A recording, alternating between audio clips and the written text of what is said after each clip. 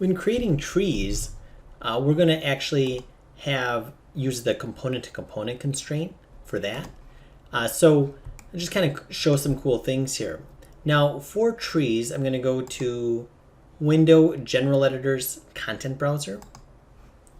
And in here, they have a lot of cool things. So if I go to FX, I can go to, let's see.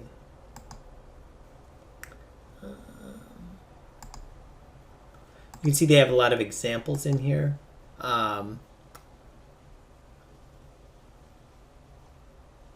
Here it is, Paint Effects. And I'm going to go to Trees Mesh. And I'm going to find this Oak Autumn. And I'm going to hold down B and left mouse drag and make that as thick as I want the trunk of it to be. And now when I click, you can see that that's how big the trunk is. And I'm going to drag, and that's going to create the tree. So kind of a interesting way to create trees. Now if I click off of it, and if I hit play, some of them have animation, some of them don't.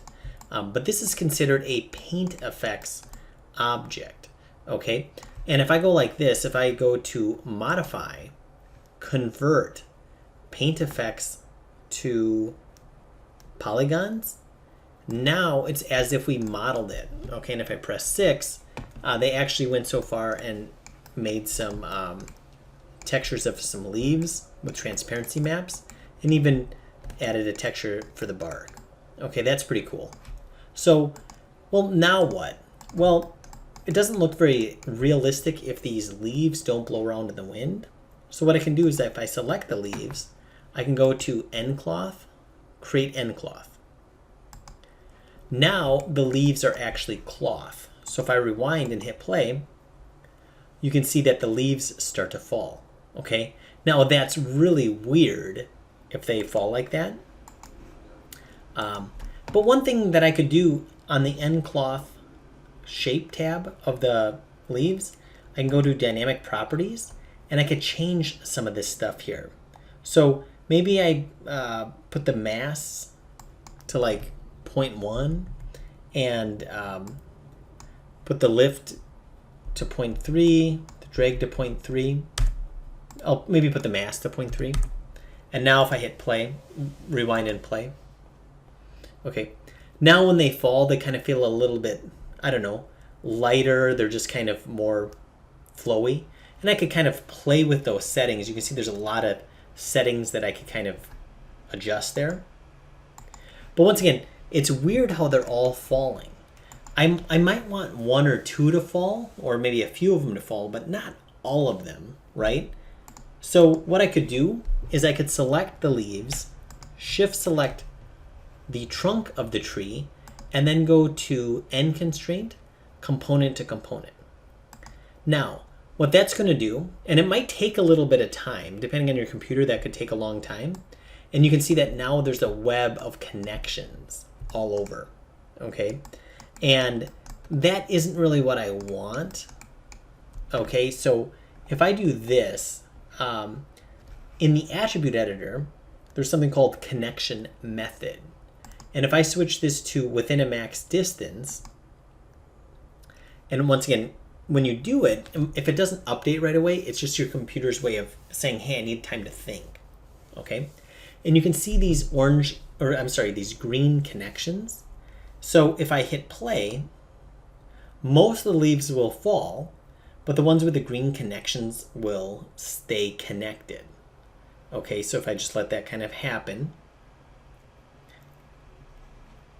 I can see the ones that have the green connections are staying put. So we could say that, well, we want most of the leaves to stay, so we have to increase the number of connections that we have, because most of the leaves are not connected. So I'm going to go ahead and hit stop and rewind. So you may have guessed what we need to do. We have to increase this max distance. Because if you think about it, what's happening is that if I look closer here, it's saying that any leaf that falls within 0.1 units of the trunk is going to form a connection.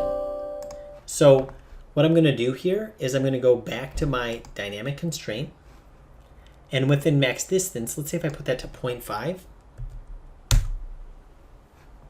I'm going to just wait, and then it's going to increase. You can see now it's a lot more of them. And now I'm going to rewind and hit play.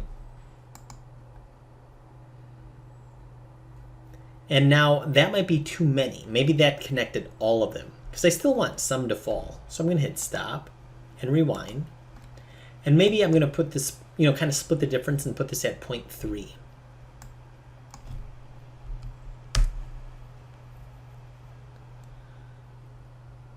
Okay.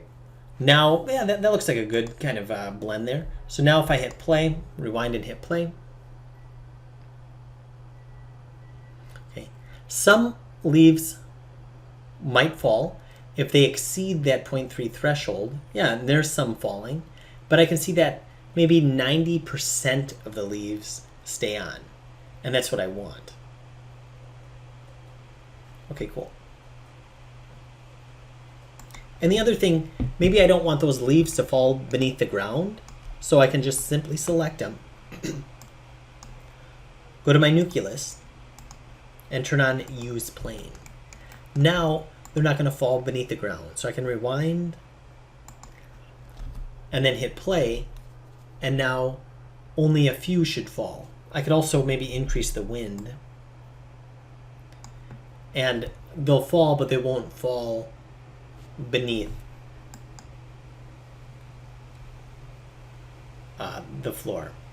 You can see that some will hit the floor, but they won't fall from there. You'll also notice that I'm seeing those constraints on there. So what I may want to do is go to Show, and I'm going to go here to Constraints. I'm looking for End Constraints. Let's see. Dynamic Constraints. There we go.